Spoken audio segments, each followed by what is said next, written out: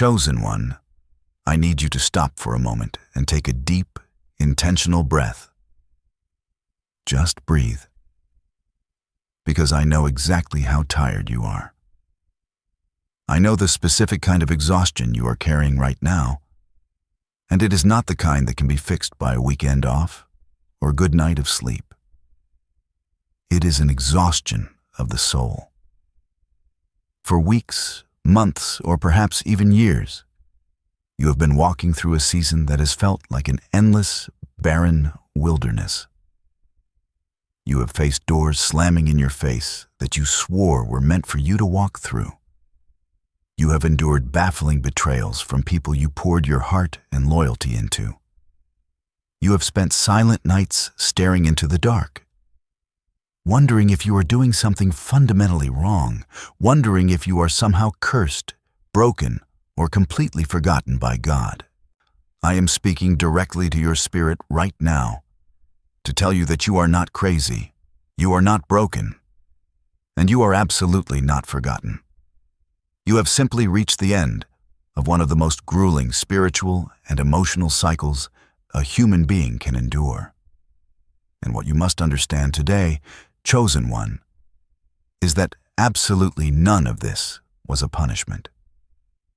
For far too long, you have been looking at your hardships, your intense isolation, and your perceived failures through the lens of a victim. You have been looking up at heaven with tears in your eyes, asking, "Why is this happening to me? Why does my path always have to be so much harder than everyone else's?" But you are asking the wrong question. What you have been experiencing is not a cosmic penalty. It is spiritual resistance training. Think about the fundamental laws of biology and how physical muscle is actually built. You do not grow stronger by sitting in comfort. You build muscle by subjecting it to intense, uncomfortable tension. You literally tear the fibers down under heavy, exhausting weight so that they are forced to rebuild thicker, stronger, and more resilient than they were before. Your spirit operates under the exact same universal law. Heaven had to subject you to the heavy weight of disappointment. You had to experience the painful tearing down of your own ego and your people-pleasing habits. You had to learn how to stand entirely alone, stripped of outside validation, stripped of superficial friendships, and stripped of the comforting illusions you once built your life upon. If you had been handed the blessing, the platform, the abundance, score the connection you have been desperately praying for 3 years ago, it would have destroyed you. Your spiritual and emotional infrastructure simply was not strong enough to carry the immense weight of your own calling.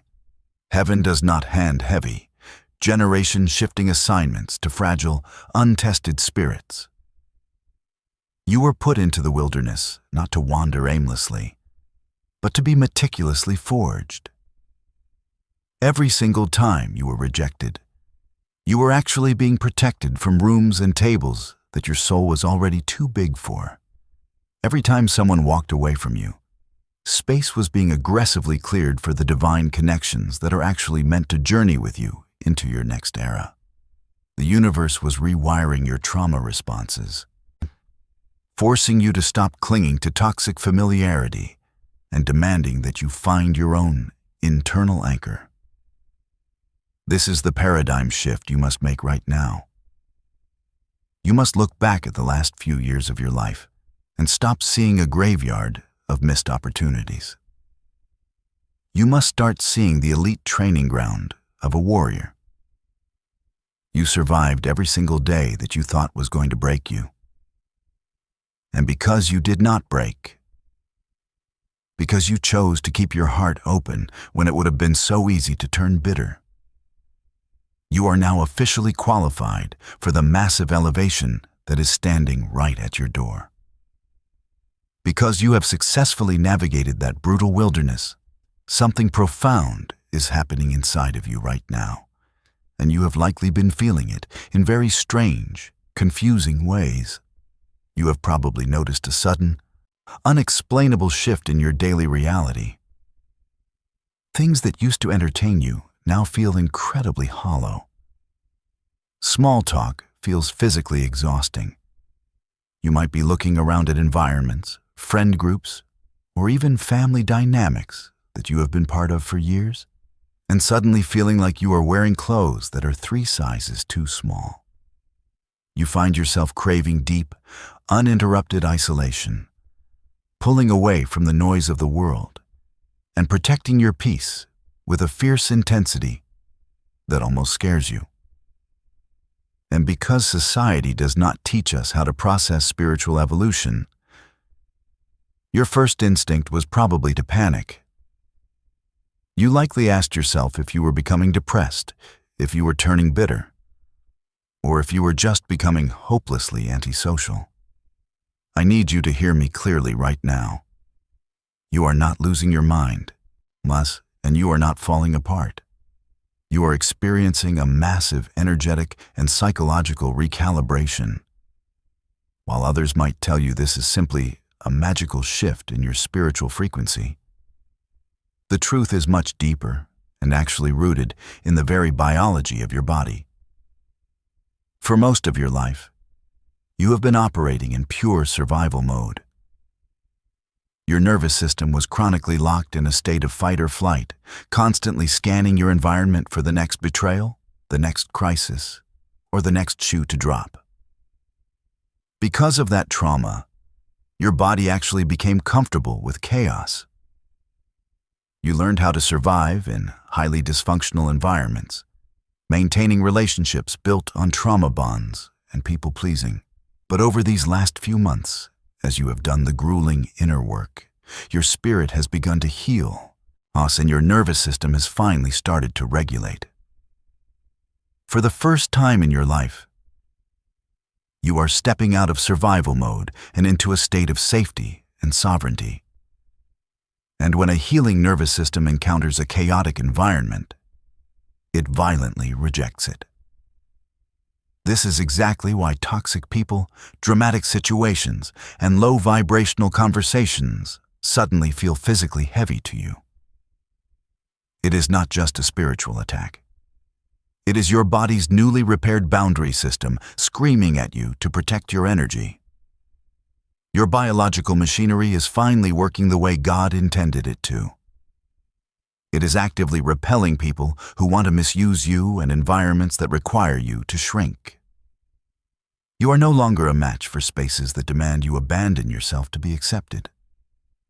So when you feel that sudden urge to leave a room, and to not reply to that text message, or to spend your Friday night alone in the quiet rather than in a crowded room full of empty connections, honor it. Do not fight the recalibration. What feels like isolation is actually incubation. What feels like losing your friends is actually you gaining your own soul. You are evolving at a cellular level, shedding the psychological weight of who you had to be to survive, so you can finally emerge as the person you were always destined to become. As you sit in this new, highly sensitive state of being, you are likely finding yourself in what can only be described as the messy middle. The old version of you has officially expired, but the new version of you has not fully solidified yet. If you have ever studied the metamorphosis of a butterfly, you know that the caterpillar does not simply grow wings. It wraps itself in a dark chrysalis and completely dissolves into a chaotic, unrecognizable liquid before it can be rebuilt into something capable of flight. You are in that liquid stage right now. It is deeply uncomfortable, profoundly confusing, and it brings us to the hardest truth of your spiritual evolution. It brings us to the profound, silent grief of outgrowing your own life. While other messages might tell you to simply cut off toxic people and blindly celebrate your new vibration, they completely fail to acknowledge how violently painful it is to realize that people you genuinely love cannot come with you into this next chapter. There is a heartbreaking mourning period when you wake up and realize that the friends you thought would be by your side forever, or the family members you desperately wanted to heal with, are actively choosing to stay in the survival mode you just fought so hard to escape. To navigate this messy middle without self-sabotaging or turning back, you must activate a specific protocol of letting go, beginning with the absolute release of your need to explain yourself. When you start setting new boundaries and operating from this elevated level of self-respect, the people around you are going to push back. They will call you selfish. They will say you have changed. And your old trauma response will desperately want to over-explain your heart to them so they do not misunderstand your intentions. But you must stop trying to translate your spiritual growth to people who are committed to misunderstanding you.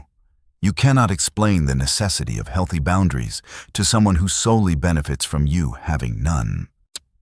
You must accept that your silence and your distance are your only necessary responses. Letting go means allowing people to hold a villainized version of you in their heads, if that is what it takes to protect your peace. Once you stop explaining yourself, you must relentlessly audit your environment to reflect the new identity you are stepping into. This is the moment to clear the physical, digital, and emotional clutter that is aggressively tethering you to your past. You must unfollow the accounts that drain your energy, stop attending the obligatory gatherings that leave you feeling empty, and physically clean the spaces where you are going to build this new life. Heaven cannot pour fresh revelation and new opportunities into a vessel that is still overflowing with yesterday's toxic attachments. Finally, and perhaps most importantly, you have to intentionally grieve the fantasy.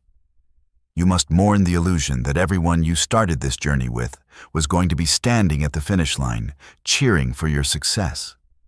Sometimes, the people we want the most for our future belong exclusively to our past, serving only as the painful catalyst that pushed us to seek higher ground in the first place. Let the tears fall. Grieve the relationships you stubbornly hoped would magically transform, and then wipe your eyes and release them entirely. By letting go of who you thought was supposed to walk with you, you are finally unblocking the path for the divine connections that are actually equipped to carry the weight of your destiny. As you stand in the quiet clarity that follows the release of your past, you are going to be told by every spiritual voice around you to simply listen to the whispers of heaven and take action. But this is the exact place where so many chosen ones fall into a devastating trap. They step into the silence, they ask for guidance, and suddenly their mind is flooded with a dozen conflicting voices, leaving them completely paralyzed. How do you actually know which voice is leading you to your destiny, and which voice is leading you right back into survival mode? The most crucial skill you must master in this new chapter is not manifestation, but deep, unshakable discernment. You must learn the absolute biological and spiritual difference between the frantic screams of your ego's anxiety and the steady whisper of divine intuition.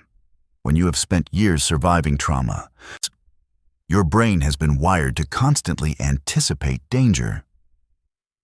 If you do not learn how to separate your trauma responses from God's actual instructions, you will end up sabotaging your own breakthrough by running away from the very blessings you prayed for, simply because they feel unfamiliar. Let me give you the exact framework to decode the voices in your head right now. The voice of your ego, your unhealed trauma, and your anxiety will always feel entirely chaotic. It lives high up in your chest, making your breathing shallow and your heart race. It is a voice wrapped in a terrifying sense of urgency, convincing you that if you do not make a decision right this exact second, everything you have worked for is going to collapse.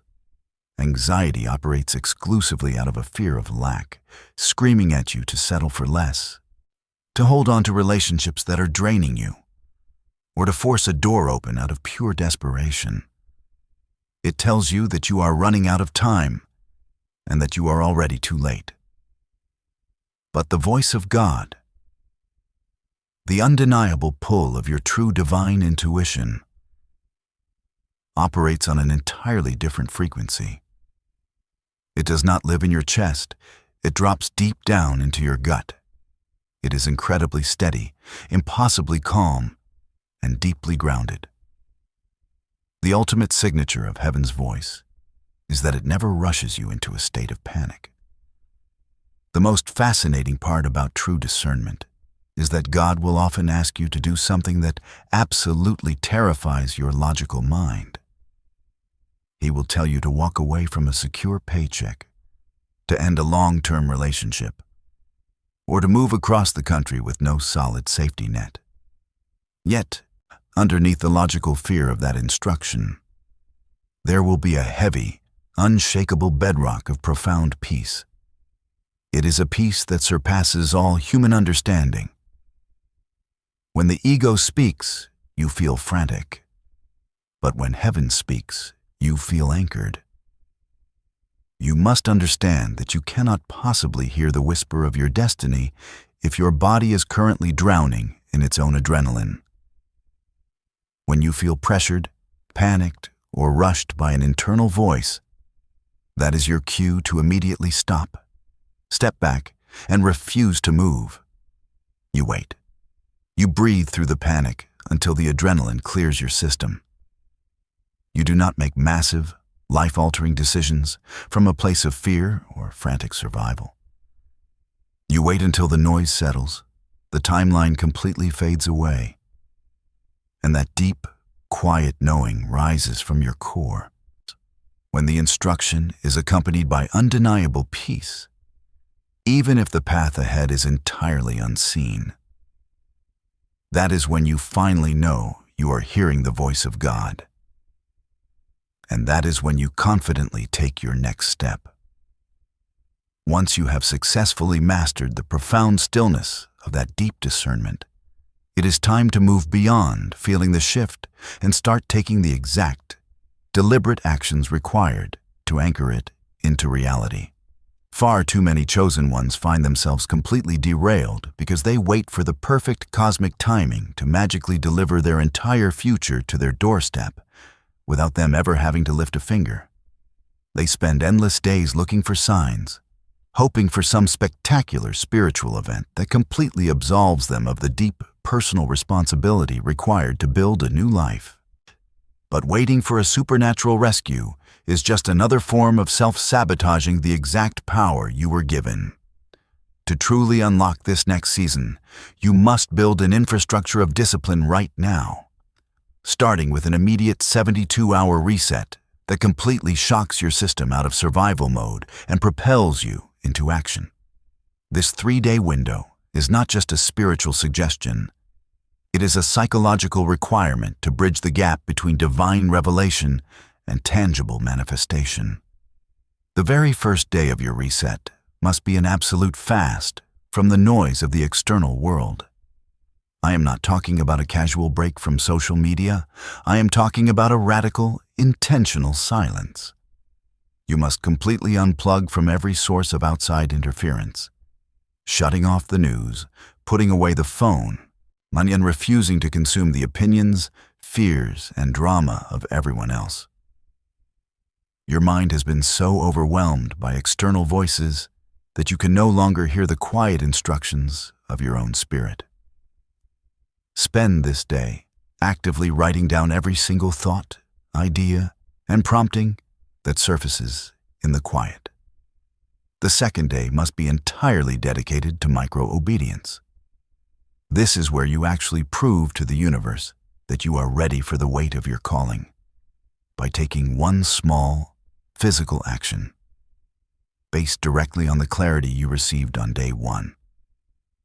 If the silence told you to end a toxic friendship, you send the text. If the silence told you to finally start writing the book, you write the first page. Action is the only language the physical world understands. And heaven is waiting to see if you will move your feet before they open the massive doors you have been praying for. The third day is the absolute seal of gratitude and declaration, where you stand in the reality of your new identity and boldly speak your future into existence as if it has already occurred, thanking God for the provision before it even arrives. But this is the exact moment where the brutal reality of spiritual evolution sets in, because the real test does not happen during the 3-day high of your initial awakening. The true test of your resilience happens on day 4, day 12, and day 28. A profound spiritual activation is absolutely meaningless if your nervous system immediately pulls you right back into the familiar comfort of your old, self-destructive habits on day 4. The universe provides the sudden revelation, but you must build the grueling, physical infrastructure to sustain it. This requires a dedicated 30-day integration phase where you refuse to abandon the morning routine. You absolutely refuse to drop the newly set boundaries. And you do not sabotage the incredible peace you finally found simply because the stillness feels unfamiliar to a body that spent a decade surviving chaos. You must wake up every single morning and violently choose this new identity over the seductive pull of your old trauma. True transformation does not happen in a single, spectacular burst of light. It is painstakingly built in the small, unglamorous, consistent choices you make every single day when nobody is watching, slowly convincing your brain, your body, and the entire universe that you are never going back. As you commit to this daily integration, you are inevitably going to face what the spiritual community aggressively labels as warfare. You will feel an intense, almost suffocating resistance, right as you are on the verge of your biggest breakthrough. Things will suddenly break down, old temptations will resurface, and your own exhaustion will try to convince you that the enemy is launching a full-scale attack against your destiny. While there is absolute truth to the spiritual opposition you face, there is a dangerous trap in blaming every single obstacle on negative entities. What you are experiencing right now is often not warfare at all, but rather the heavy, demanding reality of the universal law of co-creation. God will absolutely open the supernatural doors for you, but heaven will never do the physical walking for you. The universe provides the divine opportunity, but you are entirely responsible for building the practical, earthly infrastructure required to actually sustain it. If you have been praying for $1 million destiny, but you still refuse to learn how to manage a basic $1,000 budget, the resistance you feel is not a spiritual attack. It is the universe protecting you from a massive blessing that your current lack of discipline would immediately destroy. You must reconsider the deeply misunderstood story of David and Goliath. For generations, people have focused entirely on David's radical, unshakable faith as the sole reason he defeated the giant. They preach endlessly about his spiritual anointing, but they completely ignore the profoundly practical reality that David was an absolute, lethal master of his physical weapon. He did not simply walk onto the battlefield with blind faith, close his eyes, and expect God to magically strike Goliath down with a lightning bolt. He walked onto the battlefield with a sling that he had spent years obsessively perfecting in the absolute, mind-numbing isolation of the shepherd's field. He had already fought and killed lions and bears in private, entirely uncelebrated battles where nobody was watching. Faith is absolutely the vehicle that gave him the courage to step onto the battlefield. But deep, undeniable competence is the weapon that actually took the giant down.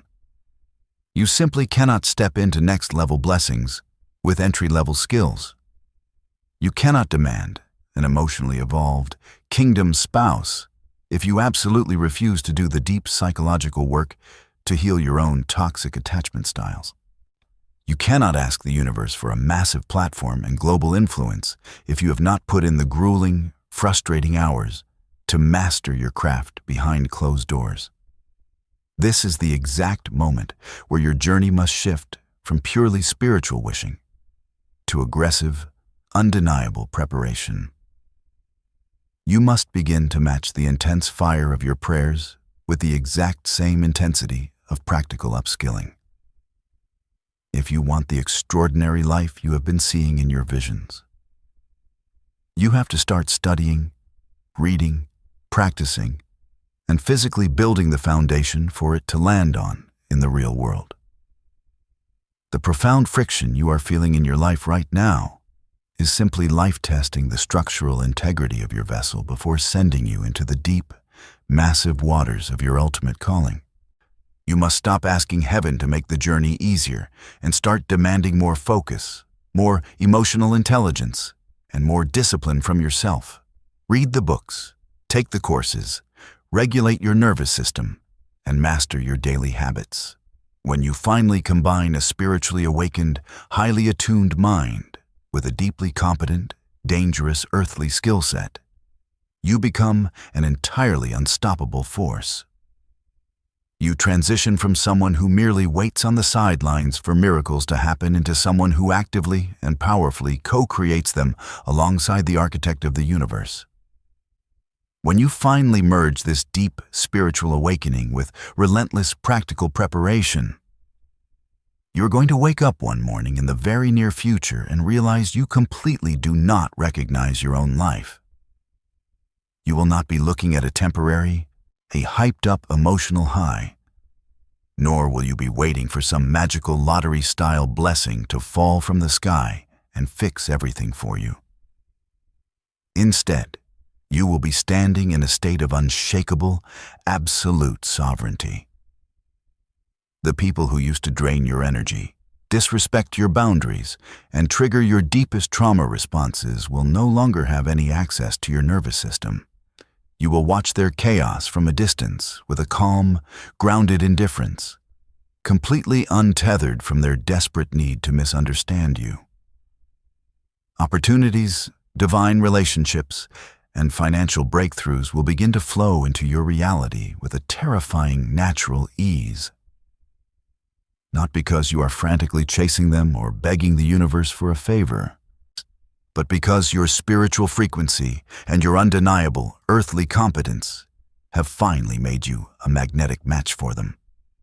For the first time in your entire life, you will finally feel entirely at home inside your own mind, no longer running from the pain of your past or obsessing over the anxiety of your future, but deeply anchored in the massive power of the present moment. This is the true, undeniable hallmark of a chosen one who has successfully navigated the brutal wilderness and emerged with their divine authority fully intact. The universe has kept you in the dark, deeply uncomfortable chrysalis of isolation for exactly as long as was biologically and spiritually required to dissolve your old identity. But that painful phase of your existence is now officially over. The window of opportunity is standing wide open. Your grueling preparation is complete, and heaven is waiting for you to finally take your rightful place. I need you to make a physical, tangible commitment right now to anchor this new reality into your life and draw a permanent line in the sand. I want you to go down into the comments right now and type the words, "I am building the infrastructure for my blessing." Do not just think it. Physically write it out as a binding declaration with yourself and the universe that you are officially done playing small, done waiting to be magically rescued, and absolutely ready to co-create the massive destiny you were born for. Step out of the waiting room, leave the dead versions of yourself behind, and boldly walk into the profound chapter of your life where you finally rule your reality.